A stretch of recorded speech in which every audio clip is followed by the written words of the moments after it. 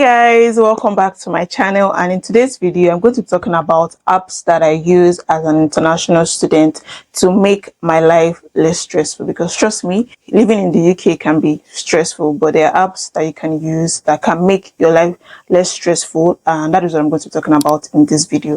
So the first ones are the apps that I use for transportation. So for transportation I use City Mapper, and to me I prefer City Mapper to Google Map. But I know there's some people that actually prefer Google Map to City Mapper, but to me I prefer City Mapper because it's more appealing to use and it's easier to navigate. I feel like there's no way you can move about here without City Mapper, because trust me, if you don't want to get lost here, because if you get lost and you are relying on people to give you direction, if you ask someone for direction, there's a very high probability that they probably don't even know where you're going to, except it's a well-known area. City Mapper, or if you prefer Google Map, is something that you would definitely need to move about. Also, there's train line and the National Express. So the train line, if you're looking to travel from one city to another, or just to move about in your city, depending on how your city is like, definitely need a train line. And the thing with this train line is, if you book your tickets ahead of time,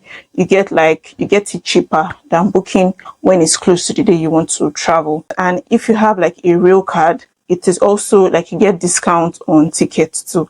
And also there's the National Express buses for travel. If you want to travel and you're trying to save more money, because trust me, you can never get tired of saving money in this place. So if you want to save more money, rather than using the trains, you can also use these travel buses because they are way more cheaper. Also, if you book ahead of time, you also get more discounts. If you live in London, there's TfL app, and this app is basically like the Transport for London app. So if you take buses, trains, like the underground, overground, and all the likes, to me it just helps you like plan your journey, to know your journey history, your payment history. So whenever there's like any issue, you know how to track it. Like just traveling and tapping your card and like not monitoring how the money is going. Sometimes there'll be issues, or personally it happens to me a lot when I go out and I tap my card, and maybe for some weird reason I tap to end my journey, and for some weird reason it has happened that it won't read it, or maybe I tapped it too fast, or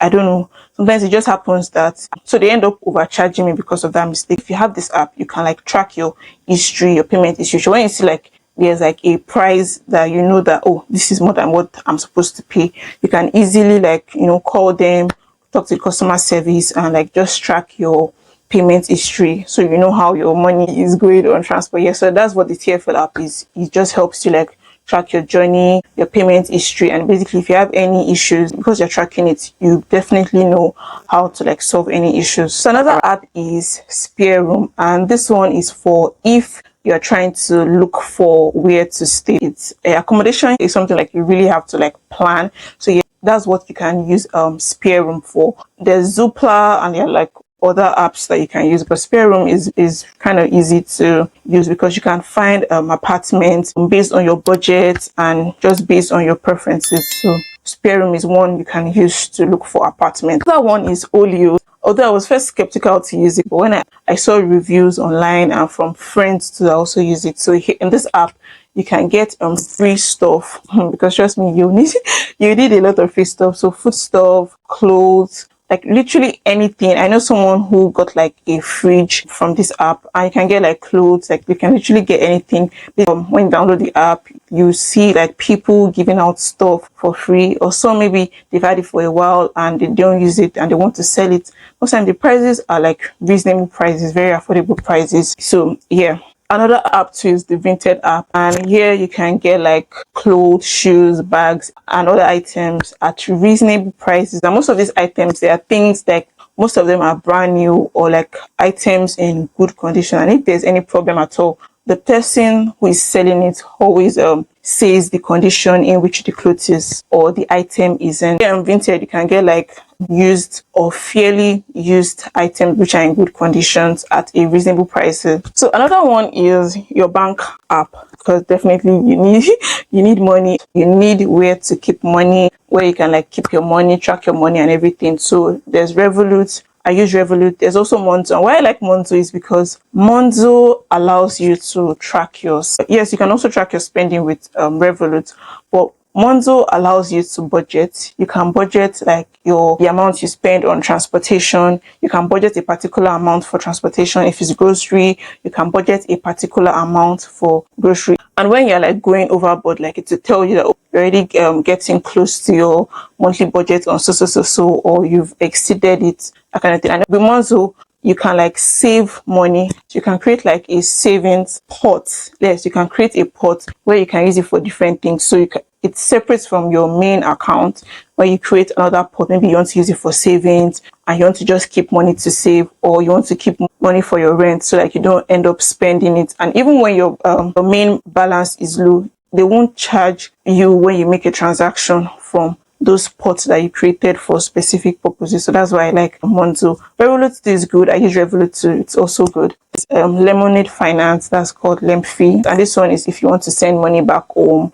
So Lemonade Finance is one that you can use. This one is for work. So there's Indeed Flex, there's Kupu. The difference between Indeed and Indeed Flex is with Indeed Flex, you can just pick up shifts. You work, you get paid the next week. So basically, you're not tied to any employer. Like just pick up shifts with several employers.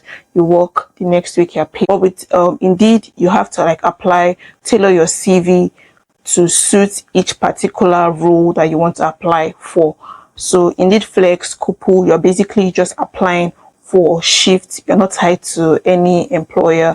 You're applying for shifts based on your location, apply, and you get paid the next week. So the next app is Uni Days and Student Beams. So these ones, they are strictly for students, because trust me, if you're not a student, don't even bother, because they'll ask for your student ID, your course start date, and when it ends. So here with these apps, you can like get discount on any brand or any store, Shein, Pretty Little Things, like literally any brand that you patronize, you can get student discount on this app. I mean, you get to save like money. It could be 10%, 20%, like you get like up to 30% discount on whatever brand or whatever items. And it's not even limited to clothes, both shoes, like literally any brand, even supplements. Like I know I've used one for Holland and Barrett. Yes, when I wanted to get some supplements, I got like, I think it was like maybe 20% discount. Yeah. So these are the apps that I use as a student in the UK that like make my life easier. So if there are apps that you also use that I didn't mention, please feel free to let me know in the comment section, and I'll see you guys in my next video. Bye.